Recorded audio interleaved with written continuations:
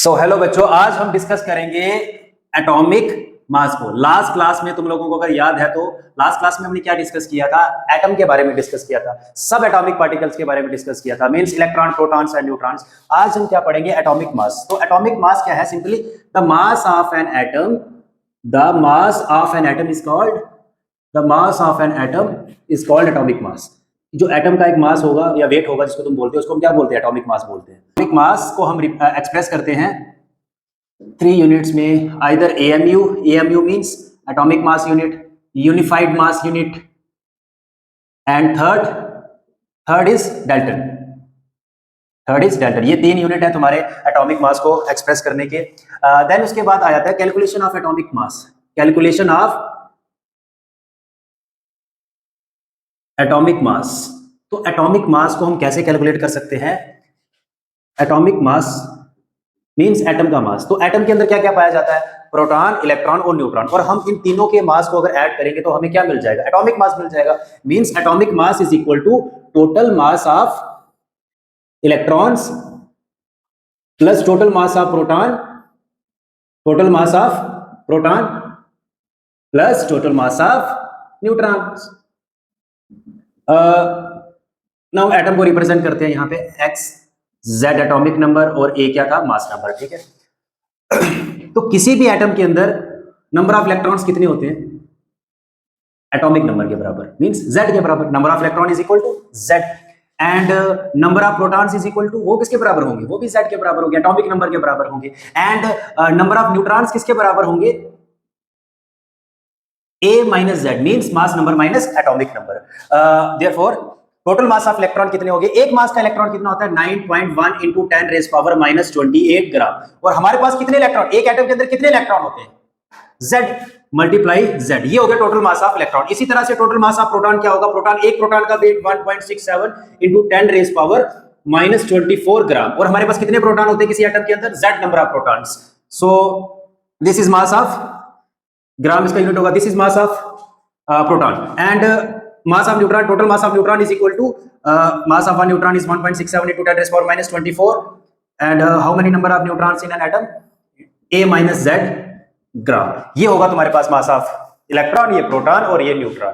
अब होता क्या है, जो इलेक्ट्रॉन का मास होता है वो बहुत कम होता है as compare to protons and neutron. तो इसलिए हम क्या करते हैं? इलेक्ट्रॉन के मास को निग्लेक्ट कर देते हैं, मतलब ये negligible as in front of proton और न्यूट्रॉन के मास के। तो हमारे पास जो एटॉमिक मास होता है, वो किसी भी एटम का जो मास होता है वो किसके बराबर होता है? Mass of proton plus mass of neutron. 1.67 into 10 raise power minus 24 into Z plus 1.67 into 10 raise power minus 24 into A minus Z। अब हमारे पास क्या आएगा? ये इसको हम ऐसे लिखिए 1.67 into 10 raise power minus 24 into Z, और इसको 1.67 को A से और Z दोनों से मल्टीप्लाई करेंगे। 1.67 into 10 raise power minus 24 into A, और इसके साथ भी इसको मल्टीप्लाई करेंगे, क्या आ जाएगा? 1.67 into 10 raise power minus 24 into Z। अब तुम देख पा रहे हो यहाँ पे कि ये जो है ये क्या है? प्लस का है और ये क्या है? माइनस का, और दोनों सेम टर्म्स है, ये आपस में कैंसिल आउट हो जाएगी और हमारे पास बचेगा क्या? 1.67 into 10 raise power minus 24 into A। Means की जो एटॉमिक मास है वो किसके बराबर होगा? Atomic mass is equal to A into 1.67 into 10 raise power minus 24 gram. ये हमारे पास क्या आ गया? एटॉमिक मास आ गया। अब होता क्या है, एटम के अंदर बहुत सारी एनर्जीज पाई जाती है, न्यूक्लियर एनर्जीज, न्यूक्लियर फोर्सेस, तो उसकी वजह से मास में थोड़ा डिफेक्ट आ जाता है। तो अगर मैं मोर प्रिसाइजली एटम का मास लिखूं तो वो क्या होगा? Atomic mass is equal to A into 1.66 into 10 raise power minus 24 gram. ये तुम्हारा क्या होगा? एटम का मास। लेकिन अभी हमने पढ़ा स्टार्टिंग में कि एटम के मास को हम किस में रिप्रेजेंट करते हैं? एएमयू यूनिट में या यूनिफाइड में या डाल्टन में। तो हम इसको एएमयू में कैसे रिप्रेजेंट करते हैं? हमारे पास एक इंफॉर्मेशन है, 1 AMU is equal to 1.66 into 10 raise power minus 24 gram. ये हमारे पास 1 AMU होता है। तो कह रहा है ये देखो, ये टर्म कहीं ना कहीं इसके साथ मैच कर रही है मैच। तो हम ऐसा लिख सकते हैं, atomic mass is equal to AMU। मतलब आपको किसी भी एटम का अगर मास निकालना है तो आपको क्या करना पड़ेगा? उसका मास नंबर के आगे AMU लगा दो। That's so now comes to relative atomic mass. देखो ये टर्म में हमें क्या दिख रहा है? रिलेटिव एटॉमिक मास मींस कि यहां पे हम एटम का मास निकालेंगे किसी के साथ रिलेट करके। हम एटम का मास निकालेंगे किसी के साथ रिलेट करके। वो हम रिलेट किसके साथ करते हैं? कार्बन के साथ। किसके साथ करते हैं? कार्बन के साथ। तो हमारे पास रिलेटिव एटॉमिक मास की जो डेफिनेशन होगी वो क्या रहेगी? It is the ratio of actual mass of an atom, actual mass of an atom to the 1/12 of the mass of C12 atom। तो हमारे पास इसका फॉर्मूला क्या बन के आएगा? रिलेटिव एटॉमिक मास शॉर्ट फॉर्म में इसको RAM राम करके बुलाते हैं। तो किसके बराबर होगा? Mass of one atom upon 1/12 into mass of C12 atom. अब हमें लास्ट में ये निकाल के आए कि जो एक एटम का मास होता है वो कितना होता है? AAMU। एंड ये जो 1/12 into mass of C12 atom ये किसके बराबर होता है? 1 AMU के बराबर। तो हमारे पास जो रिलेटिव एटॉमिक मास हो गया वो क्या निकल के आ गया? AMU gets cancel. Relative atomic mass is equal to किसके बराबर आ गया? A के बराबर आ गया। A मींस मास नंबर के बराबर आ गया। तो बच्चों यहाँ पे एक बात नोट करने वाली है कि जो रिलेटिव एटॉमिक मास होता है वो एक यूनिटलेस क्वांटिटी है। कैसी क्वांटिटी है? वो एक यूनिटलेस क्वांटिटी है, इसका कोई यूनिट नहीं है। अब रिलेटिव एटॉमिक मास से रिलेटेड हमारे पास एक सवाल है जो प्रीवियस ईयर में पूछा जा चुका है। Why we use carbon scale? हम कार्बन स्केल का इस्तेमाल क्यों करते हैं? हम रिलेटिव एटॉमिक मास कैलकुलेट करने के लिए कार्बन स्केल का इस्तेमाल क्यों करते हैं? तो उसके पीछे क्या रीजन है? 3 रीजन है उसके पीछे। पहला रीजन क्या होता है? Abundance of C12 is high. जो कार्बन के आइसोटोप्स होते हैं उसमें C12 की अबंडेंस मतलब पाया जाना परसेंटेज सबसे ज्यादा होती है, approximately 99%। And the second reason क्या है? C12 is almost inert. C12 is almost inert. जो तुम्हारा C12 होता है, कार्बन जिसका एटॉमिक मास 12 होता है, वो इनर्ट होता है। एंड थर्ड रीजन क्या है? बाय डूइंग सो, ऐसा करने से, कार्बन स्केल का इस्तेमाल करने से जो एटॉमिक मास होता है मैक्सिमम एलिमेंट का, the atomic mass of maximum element या atoms is nearly equal to whole number.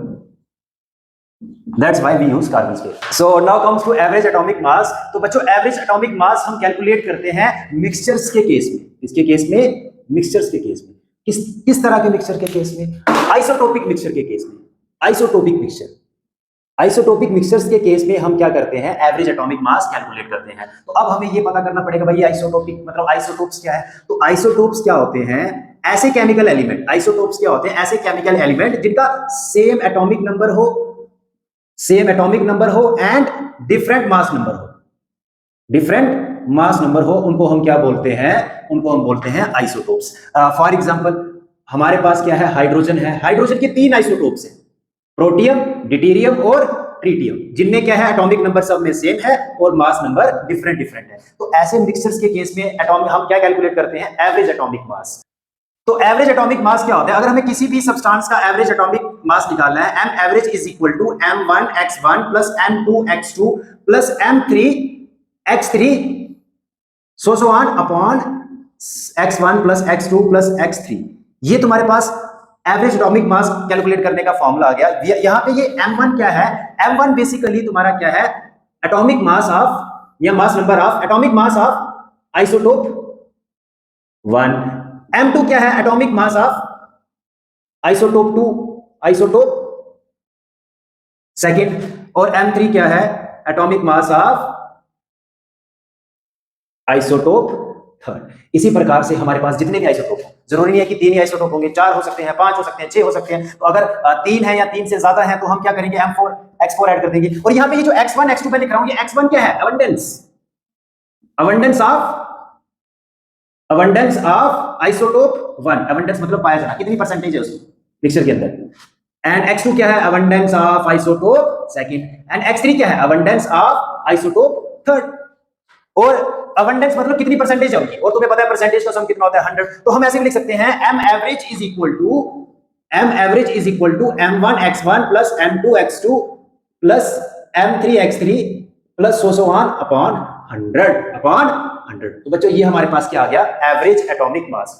तो अब हमारे पास कुछ प्रॉब्लम्स हैं एवरेज एटॉमिक मास को लेके, जिसको हम एक एक करके डिस्कस करेंगे। तो फर्स्ट प्रॉब्लम क्या है? हमें बोरान के 2 आइसोटोप दे रखे हैं B10 और B11। मींस कि बोरान का यहाँ पे एटॉमिक मास कितना है? 10 और यहाँ पे कितना है? 11। और साथ में इसकी परसेंटेज ऑफ अबंडेंस दे रखी है 20%, 80%। हमें क्या निकालना है? इसका एवरेज एटॉमिक मास। तो एवरेज एटॉमिक मास का फॉर्मूला तुम लोगों को मैंने अभी बताया, m average is equal to m1 x1 plus m2 x2 upon x1 plus x2। ठीक है, यहां पे बोरान के दो आइसोटोप थे तो हमने क्या लिया, m1 atomic mass of B10, m2 atomic mass of B11। ठीक है, तो m1 कितना है हमारे पास 10 और x1 कितना है, अबंडेंस कितनी है बोरान इसकी 20%, 10 into 20 प्लस m2 कितना है हमारे पास 11 into 80 और नीचे क्या आया x1 प्लस x2 20 प्लस 80। तो ये हमारे पास क्या आ गया, 10 को अगर हम 20 से मल्टीप्लाई करेंगे तो हमारे पास क्या आएगा 200, 11 को अगर हम 80 से मल्टीप्लाई करेंगे तो हमारे पास कितना आएगा 880। ठीक है, and 20 plus 80 is equal to 100 और 880 प्लस 200 करेंगे तो हमारे पास आएगा 1080 अपॉन 100। तो ये हमारे पास कितना आ गया 10.8 क्या आ गया तुम्हारा एवरेज एटॉमिक मास। क्वेश्चन है हमारे पास, एक एलिमेंट m है, वो उसके दो आइसोटोप्स हैं M50 and M52। The average atomic mass of isotopic mixture is 51.7। हमें उस मिक्सचर का एवरेज एटॉमिक मास गिवन है, हम लोगों को क्या कैलकुलेट करना है, abundance of each isotopic form. मतलब हमें क्या निकालनी है, अबंडेंस निकालनी है, परसेंटेज निकालनी है कि कितने परसेंट वो मिक्सचर में प्रेजेंट है M50 और M52। तो इसके लिए स्टार्टिंग में हम पहले देखेंगे गिवन क्या है, हमें गिवन M एवरेज गिवन है, कितनी है वो 51.7।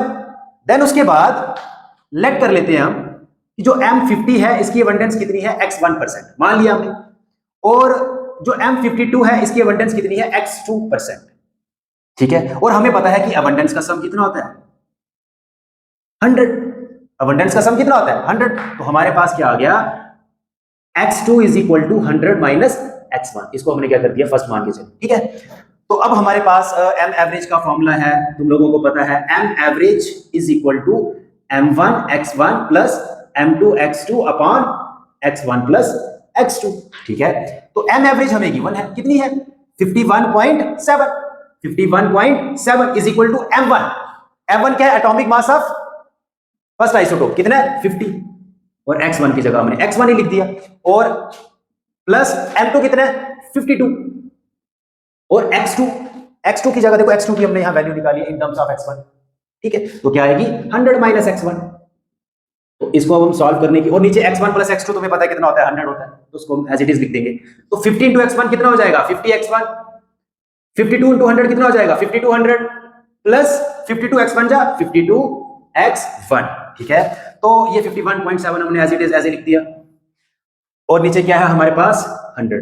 इस 100 को हमने यहां मल्टीप्लाई किया तो ये क्या हो गया 5170 is equal to 50x1 minus है, सॉरी यहां माइनस है, 50x1 माइनस 52x1, तो कितना हो जाएगा -2x1 प्लस 5200, ये हमारे पास बच गया। और ये 5170, ये 5200 उठा के हम इस तरफ ले इक्वल टू के, तो ये क्या माइनस का हो गया 5200 इज इक्वल टू -2x1। और आपको पता है 5170 में से 5200 निकालते तो हमारे पास कितने बचे, माइनस के 30 बच जाएंगे, इज इक्वल टू -2x1। तो कितना आ गया, minus minus gets cancel, x1 is equal to 30 upon 2, कितना आ गया 15। तो हमारे पास जो x1 है वो कितना आ गया 15%। मतलब abundance of M50 is equal to कितनी आ गई 15%। और x2 क्या होगा, हमें पता है x2 किसके बराबर है 100 माइनस x1, तो 100 माइनस x1 कितना है 15 इज इक्वल टू 85%। तो x1 की अबंडेंस कितनी आ गई मतलब M50 की जो अबंडेंस है वो कितनी आ गई तुम्हारी 15%, और जो M52 है उसकी अबंडेंस कितनी आ गई 85%। ये था, इस तरह से तुम्हें सॉल्व करना है ये क्वेश्चन। सो बच्चों, अब हमारे पास एवरेज एटॉमिक मास से रिलेटेड एक और सवाल है। इसमें हम लोगों को हीलियम के दो आइसोटोप गिवन है, हीलियम 3 और हीलियम 4। आपको उसका एवरेज एटॉमिक मास गिवन है, आपको ये बताना है अबंडेंस किसकी ज्यादा है, हीलियम 3 की या 4 की।